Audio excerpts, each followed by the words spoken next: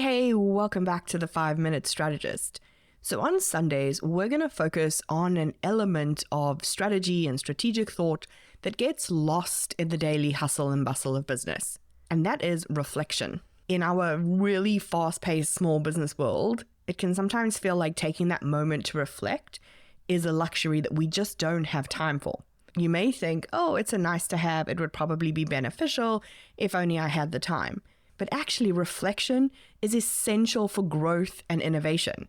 When you reflect, you can start to identify patterns, you gain some critical insight into your business, and you can learn from your successes and failures, and as a result, make more informed decisions. And those decisions move from being reactive to being more proactive and well considered. So each week, we're going to dive into 5 regular review questions and 1 bonus question. These are not your standard, what went well, what did not go so well, what's next type of questions that you might be used to. So you may want to pause after each question to mull it over or make some notes, or you may just want to listen through and then reflect back on a particular question, whether that's journaling or documenting your answer in some way.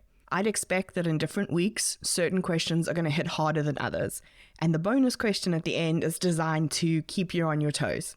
So let's dive in. Question 1, how did your strengths show up this week? Now, those can be your strengths as CEO, as the leader. They could be the strengths of your team or of your business as a whole. And I want you to ask yourself in what way they contributed to success this week. What would you like to see repeat? Or what could you maybe do better next time in that same situation? Question 2, if you could describe your company culture in 1 word, based only on this week, what would that 1 word be? So we often speak about the culture we want to have in our business without paying attention to what's actually showing up. And so we miss the opportunities we have to course correct. And small business owners tend to only start to pay attention to culture when they have a small team, and this can be a mistake. Culture starts with you as the CEO, and so it's much easier to course correct when it's only you as the CEO.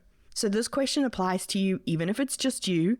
It's going to help you see the culture that you could be building in the future if you carry on this way, and allow you to course correct before you add in the complexity of teams. Or if you already have a team, it's going to highlight where maybe the culture that's showing up doesn't match the culture that you're trying to build. If you want a culture of, let's say, health and balance, but you don't allow yourself that balance, for example, taking a day off when you need it, then when you try to tell a team that you value balance and health and you prioritize that, they will see the mismatch with your actions and they will believe what you do over what you say. The goal here is for you to see what is showing up regularly so that you can spot the patterns and let that inform your decision making and your behavior. Question 3, where did you fail this week? And what lessons did you learn from the experience? We live in a bubble as entrepreneurs, and in that bubble, most of the noise you hear is some kind of promotion. Look at my launch revenue, look at my client wins, I 10x'd my whatever. No one is jumping on a live to talk about how they mismanaged a team situation or got fired by a client for dropping the ball. So you can be forgiven for looking really hard for your wins each week and skipping over those parts where you missed the mark. And while I don't want you to start into a downward spiral about every little thing you think you did wrong this week, I also don't want you to miss the lessons in those mistakes, because that's where the growth happens. For us as the leader of our business, but also for the business itself. Question 4, what feedback or insight did clients, your team, your collaborators, or your peers give you this week that you could use to shape your future strategy? We're really close to our business, and sometimes we can miss things happening right under our nose. That can be something great like a team member going above and beyond that you would want to recognize, or a client who's feeling underwhelmed and thinking about leaving you that you'd want to spring into action on, if only you'd known. Question 5, did you utilize your resources optimally this week, or do you need to reprioritize some things going forward?